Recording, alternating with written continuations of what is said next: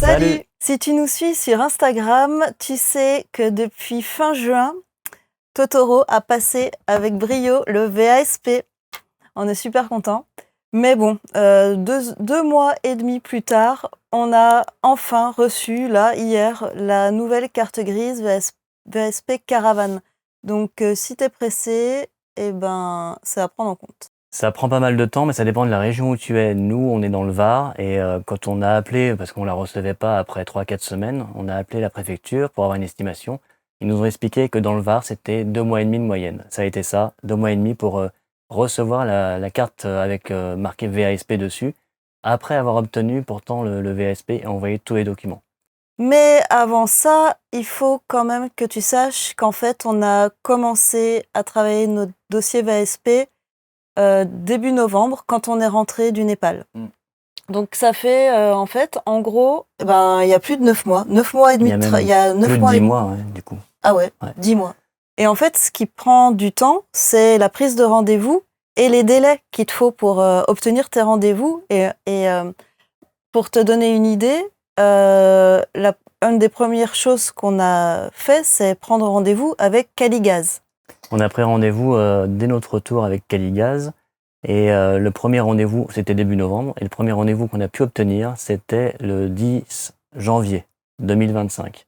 Encore une fois, ça dépend aussi de la région où tu es et du monde qu'ils ont à voir. On est allé sur des forums pour voir un petit peu les nouvelles normes pour s'assurer qu'on soit carré et qu'on ne soit pas recalé avec Caligaz.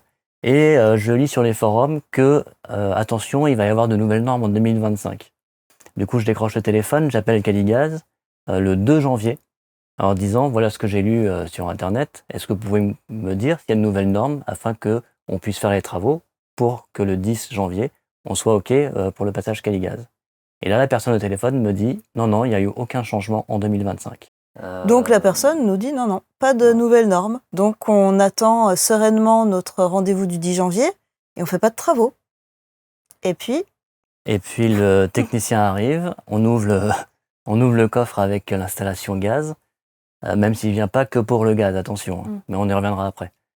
Et là, il voit l'installation et il nous dit bah non, ça c'est pas aux normes, ça c'est pas aux normes, mais on lui dit qu'on comprend pas, que pour nous, tout ce qu'on avait lu, c'était bon. Et il nous explique qu'il y a il y a eu de nouvelles normes en 2025.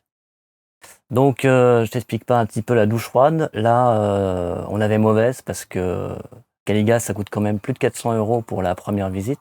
et plus de 200 € pour la contre-visite. Et on a un peu l'impression qu'on s'est fait avoir dans le sens où de pas nous l'avoir dit, ça voulait dire qu'on allait de toute manière payer une contre-visite. Et on aurait pu quand même l'éviter. On avait pris les devants quand même. Et sans parler du délai parce que Ah oui. il a fallu remettre aux normes l'installation gaz et reprendre un rendez-vous. Donc tout ça nous a pas mal retardé. Donc les 10 mois d'obtention du VASP, ça dépend de beaucoup de choses finalement, parce que si t'as pas ce problème-là et que tu es aux normes, t'auras moins d'attente. Il y a aussi une chose qu'il faut prendre en compte, c'est que vu que c'est nous qui avons tout installé, pour le chauffage sur le diesel, il a fallu qu'on trouve un moyen de faire valider ça par un professionnel. Ça, c'est pas Caligaz qui le demande, c'est l'homologation VASP. C'est L'Adréal. ouais, qui demande ça.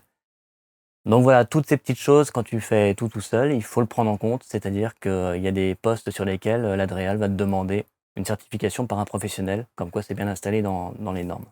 Donc voilà, c'est notre petit coup de gueule contre Caligaz, hein, disons les choses en toute honnêteté. On était assez déçus par le service client qui nous a dit qu'il n'y avait pas de changement alors qu'il y en avait. Donc ne vous fiez pas uniquement à ce que peuvent vous dire Caligaz ou l'autre, Veritas, je ne sais plus quel est l'autre. Allez bien sur les forums, renseignez-vous sur des sites spécialisés et prenez le maximum de sources pour éviter ce qui nous est arrivé, c'est de passer 2 fois la certification Caligaz pour l'obtenir. Après, je tenais à préciser que le technicien conseil qu'on a eu, donc qui s'est déplacé pour vérifier notre installation gaz, était super compétent et super, je veux bien faire la différence. Il a été de très bon conseil et il nous a même donné son numéro de téléphone pour qu'on l'appelle pendant qu'on faisait les travaux si on avait encore des questions. Voilà, c'est pas non plus tout noir. On a eu voilà, la société, on a à redire, mais le technicien qu'on a rencontré était super. Voilà, du coup, on va passer maintenant à la présentation de l'installation au gaz dans Totoro et on va justement te montrer tout ce qui est nouveau en 2025 qui nous a valu d'être recalé à la première visite et de devoir passer une contre-visite. Allez, on te montre ça. Salut, nous c'est Mel et Arnaud, deux amoureux de la nature et du voyage. En 2022, on a choisi de tout quitter pour une aventure extraordinaire, partir vivre sur les routes du monde en van aménagé, direction le Népal. Ce choix, il est venu de notre rencontre, à un moment de nos vies où on se posait la même question. Continuer dans un quotidien qui ne nous épanouissait plus ou réinventer nos vies. Ces 2 années de vie nomade nous ont transformés, bouleversés et souvent émus aux larmes. Les rencontres que nous avons faites nous ont apporté plus d'enseignements sur la vie que les 40 années qui les ont précédées.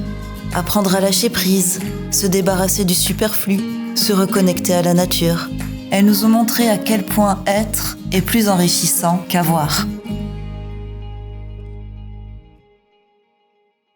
La bouteille de gaz doit être stockée dans un caisson étanche, accessible depuis une des ouvertures extérieures du véhicule. Cette porte ne doit pas être installée à moins de 5 cm du bord extérieur du véhicule. La porte doit s'ouvrir du côté de l'ouverture de la porte du fourgon, pas vers l'intérieur. Il faut coller du joint d'étanchéité en mousse ou en caoutchouc pour se protéger de toute fuite autour de la porte. La partie basse de l'ouverture doit être fermée par un retour de 5 cm de haut minimum. À l'intérieur, il faut poser du mastic sur toutes les jonctions du meuble pour assurer son étanchéité. La lyre doit désormais être de classe 3 et aux normes EN 16436-2. La bouteille doit être maintenue par une sangle fixée dans l'armoire à gaz. Pour assurer un bon maintien au sol, nous avons ajouté des tasseaux, ce qui cale la base de la bouteille au sol. Il faut installer sur la lyre un détendeur de 30 millibars qui doit être fixé dans le placard avec une étiquette « Détendeur 30 millibars » à côté. Sur le détendeur, ou comme ici juste après, il faut maintenant installer une prise test d'étanchéité du circuit gaz. La nôtre est équipée d'un robinet de fermeture du gaz. Ce n'est pas obligatoire à ce niveau si tu en as un autre sur le circuit. Il est obligatoire d'installer un passe-cloison pour faire passer le tuyau de gaz hors du placard. Les règles imposent une tuyauterie en cuivre recuit. Nous avons pris du 8 mm de diamètre extérieur et 6 mm de diamètre intérieur. Tu dois maintenant réaliser la liaison équipotentielle de la tuyauterie gaz. Un câble électrique doit être relié au tuyau de cuivre et aller se fixer au châssis du véhicule afin d'éviter tout risque électrique sur le système. Ici, on a percé le plancher pour faire passer le câble sous le véhicule. Pour simplifier, ça veut dire que tu relis à la terre. Tes tuyaux de cuivre doivent être maintenus par des colliers tous les 50 cm à un élément fixe de l'aménagement. Une aération au sol de 100 cm² minimum doit être percée. Nous avons choisi d'en réaliser 2, plus petites, dont la somme fait un peu plus de 100 cm². Attention, les bouteilles de 13 kg ne sont plus autorisées. Maintenant, c'est 11 kg maximum. Je ne sais pas si cela concerne aussi les installations au GPL, donc vérifie bien si c'est ton cas. Pour les bouteilles de 11 kg, tu les trouveras chez Intermarché, il me semble, mais on a opté pour une bouteille de 5 kg, bien plus répandue. Le placard doit être fixé en haut et en bas. Nous l'avons vissé au sol et ça n'a pas posé de problème, mais tout dépend du technicien. Au niveau des étiquettes obligatoires, voici celles que tu dois avoir dans la porte du placard à gaz.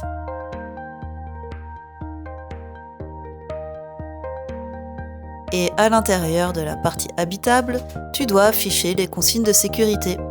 On te met le texte dans la description. Et enfin, cette étiquette, bien en évidence. Super la nouvelle déco! Même si tu as comme nous une vanne en sortie de bouteille et de détendeur, chaque appareil doit être équipé d'une vanne d'arrêt individuelle. Ici, on en a une pour la gazinière et une pour le chauffe-eau. Ces vannes doivent être rapidement accessibles depuis la partie habitable, pas sous le lit, ni dans un placard. Donc pour info, voilà la lyre qu'on a achetée. Elle doit faire 45 cm, ça je l'ai pas précisé mais c'est important. Nous on l'a pris chez Trouma. Voilà, et on l'a acheté chez Camping Car Plus. Donc voilà comment procéder pour ton installation. Tu prends ton cuivre. Avec une lime, tu viens un petit peu enlever toutes les petites barbes qu'il peut y avoir. Parce que ça risque de te gêner. Et créer des fuites. Une fois que tu as fait ça, tu commences par passer ton écrou. Alors j'en ai pas sous la main, donc je te mettrai une photo. Mais tu passes l'écrou de ton montage. Ensuite, tu prends le bicone. Alors des raccords olives comme ça, il en existe qui sont symétriques. Moi, c'est un bicone comme ça avec une partie plus large. Donc la partie plus large, tu viens l'insérer en premier pour qu'elle soit contre l'écrou. Là, tu t'assures de bien l'enfoncer. Voilà, jusqu'au bout quand tu vois le tuyau apparaître. Tu prends ensuite ton fourreau. La partie la plus fine est faite pour rentrer dans le tuyau et la partie avec des petites hachures est faite pour être à l'extérieur. Et voilà, et tu le rentres dedans jusqu'à la butée. Une fois que tu as ça, tu n'as plus qu'à venir avec ton élément sur lequel tu viens visser, le pas de vis, et venir ramener ensuite ton écrou et visser dans ton pas de vis ton écrou en serrant bien. Et tout ça fait que ça fait une étanchéité et le fourreau te sert à éviter que le tuyau de cuivre ne s'écrase lorsque tu vas resserrer. Et voilà, pour info, nous on était parti sur cette marque-là. Sache que le tuyau 8 mm comme ça, c'est très difficile à trouver en magasin. Moi j'ai trouvé que en ligne. Il y a la boutique du gaz notamment qui le fait. Mais tout ce qui est Leroy Merlin, Casto, Brico, tout ça, ils font que du plus large que ça. Ça ils font pas. Voilà, sinon pour info, nous on a installé un détecteur de fuite de gaz. C'est pas une obligation, c'est recommandé, mais ça t'empêche pas d'avoir l'homologation Caligaz. Alors ce que le technicien Caligaz va vérifier aussi, ce sont tes aérations permanentes. Sache que tu dois en avoir 2 minimum. Une aération basse, dont la surface en centimètres carrés va dépendre de ta surface en mètres carrés dans ton van. Donc ça, je te laisse voir, il y a beaucoup de liens avec des bases de calcul, je t'en mettrai un en description.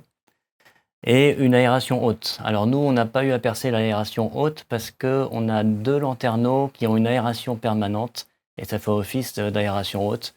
Vérifie bien dans la notice d'utilisation de ton lanterneau, si tu en installes un, la surface que ça représente. Si tu as un petit fourgon comme le prochain qu'on va avoir, c'est-à-dire l'équivalent d'un Volkswagen Transporter si tu veux, là, tu es obligé de mettre une aération de toit. C'est-à-dire, tu ne peux pas mettre ça en haut d'une paroi. Il faut que ce soit un champignon qui soit fixé dans le toit. Si tu es intéressé par ça, on fera prochainement une vidéo sur le montage d'une autre sur notre van. Par contre, sur ces petits vans, si tu as un toit relevable, l'aération haute peut faire partie de la toile de tente de ton toit relevable. C'est-à-dire que tu dois avoir une surface de 100 cm² minimum en aération permanente dans cette toile. Alors pour tout ce qui est fenêtres, lanterneaux, enfin tout ce qui est ouverture avec des vitres, ces vitres doivent être spécifiques à une norme pour les véhicules aménagés, camping-car, van, fourgon, etc. Il doit y avoir marqué dessus R43 ou bien, attends je vérifie, ECE R43 ou bien 43R. Ça doit être obligatoire et ça a été vérifié par notre technicien Caligaz. Alors pour ce qui est du choix du type de gaz, nous on te recommande d'être en propane parce que le problème du butane c'est qu'à partir de 0 degré, la pression chute dans la bouteille et il est plus capable de le transformer en gaz. Alors que le propane va jusqu'à moins 44 degrés Celsius. Donc là tu es tranquille. Tu peux passer l'hiver avec ton chauffage au gaz, avec du propane, sans souci. Avec le GPL, ça marche aussi très bien. Et alors attention, on voit souvent sur le Bon Coin des annonces pour des véhicules qui disent pas d'homologation VASP parce qu'il n'y a pas de gaz à l'intérieur du van. C'est une connerie. Tu es obligé d'avoir le VASP maintenant avec des véhicules aménagés qui n'ont pas le gaz. Et d'ailleurs, pour l'homologation VASP, la DREAL va te demander une certification Caligaz ou Veritas, même si tu n'as pas de gaz à bord de ton véhicule. parce qu'ils vont vérifier tous les autres points dont je t'ai parlé. Ah oui, dernière chose, pour le test étanchéité que tu vas devoir faire par un professionnel pour l'homologation, nous, on a pas mal galéré. On appelait des plombiers chauffagistes qui ne travaillaient pas sur ni des bateaux, ni des véhicules aménagés. Donc, ils comprenaient pas ce que c'était qu'une installation avec raccord olive. C'est pas du tout leur domaine, en fait. Ils sont habitués à tout ce qui est domestique et c'est pas du tout les mêmes installations. Donc, on a eu beaucoup de refus. On a mis plusieurs semaines à trouver une solution. Et finalement, on s'est tourné vers un aménageur de fourgons qui, lui, avait l'appareil pour faire les tests sur ses fourgons à lui. Donc, il a pu nous le faire. C'est une démarche officielle, hein, et ça a un coût fixe. Il me semble que c'est 200 ou 250 euros. Et à la fin, il te donne le papier officiel que tu pourras remettre au technicien Caligaz ou Veritas. Si, comme nous, tu es en région PACA, celui qu'on est allé voir, c'est Passion Fourgon, qui se trouve à Roquefort-la-Bédoule. Je te recommande d'aller le voir, il est très sympa, il te reçoit hyper vite et tout se passe très bien. Voilà, quoi qu'il en soit, cette vidéo n'est pas exhaustive, il y a sûrement des choses qu'on a oublié de te dire, donc renseigne-toi bien. Le passage du VASP, c'est pas une mince affaire, mais tu as énormément de documentation sur Internet. Donc voilà, il faut prendre un petit peu le temps de chercher à droite à gauche. Nous, on te donne toutes les infos qu'on peut, mais il y a peut-être des choses qu'on oublie. Il y a peut-être des risques d'erreur aussi qu'on puisse faire de l'autre côté. Donc, recoupe tes sources, ne te fie pas à une seule source. Et je te souhaite bon courage pour ton aménagement et ton homologation. Voilà, maintenant tu connais tout de notre installation au gaz. Ça ne veut pas dire qu'il faut faire exactement comme ça si tu as d'autres besoins, mais en tout cas, nous, c'est ce qu'on a choisi comme installation. Et si tu manques d'informations, qu'il y a des choses qui ne sont pas claires, que tu as besoin d'explications, n'hésite pas à écrire dans les commentaires tes questions ou bien tout simplement à nous dire si tu as apprécié la vidéo ou si tu ne l'as pas appréciée. Et surtout, pense à t'abonner et à activer la cloche. Ça nous aide beaucoup, nous, à référencer la chaîne et à faire du flux. Et maintenant qu'on a notre nouvelle carte grise VASP Caravane pour Totoro, eh bien, c'est la dernière vidéo sur ce fourgon qui nous a accompagnés pendant plus de 2 ans de notre vie en voyage. C'est pas sans un pincement au cœur, évidemment, qu'on le laisse partir, mais il a trouvé de nouveaux propriétaires. En fait, vous avez été très, très nombreux pendant le van tour, enfin, suite au van tour, à nous demander en commentaire s'il était à vendre et à combien. Et comme je vous ai répondu, Totoro a trouvé acheteur avant même qu'on le mette en vente. On a fait un premier festival ce printemps à Fréjus, festival en vie d'ailleurs. Et un couple est tombé absolument amoureux de Totoro. Ouais, il a été réservé dès notre premier festival au retour du voyage. Mais bon, depuis, on a acheté notre nouveau petit van. En fait, tu peux avoir une petite vue, hein, il est là. Il s'appelle Petit Bouddha. On ne l'avait encore jamais dit. Ouais. Petit Bouddha, pas Petit Boudin. Hein. et, et donc, c'est un petit Toyota Yaris 4x4, comme on rêvait. Et on a commencé cet été l'aménagement. Et les vidéos qui arrivent après celle-ci, ça sera le début d'aménagement de Petit Bouddha. Entre autres, avec les vidéos de voyage, etc. Oui. Ouais. On va... Mais les prochaines vidéos d'aménagement de van, ça sera sur notre nouveau van. Eh bien, à la semaine prochaine. Ouais, allez, on te souhaite une bonne semaine. Merci de continuer à nous suivre. Si tu es allé jusqu'au bout de cette vidéo, merci. Et merci à tous de votre soutien et de vos commentaires, notamment sur le van tour. Ça fait trop plaisir d'avoir des retours comme cela. Continuez à nous soutenir, nous ça nous fait du bien, ça nous motive pour avancer. Mettez des commentaires, abonnez-vous et tout ça. Nous ça nous fait chaud au cœur, ça nous permet de faire grimper la chaîne sur YouTube. Et voilà, c'est cool quoi. On a envie de continuer, c'est du boulot de créer du contenu, mais on est motivé par vos retours. Allez, ciao. Prenez soin de vous, allez, bye bye.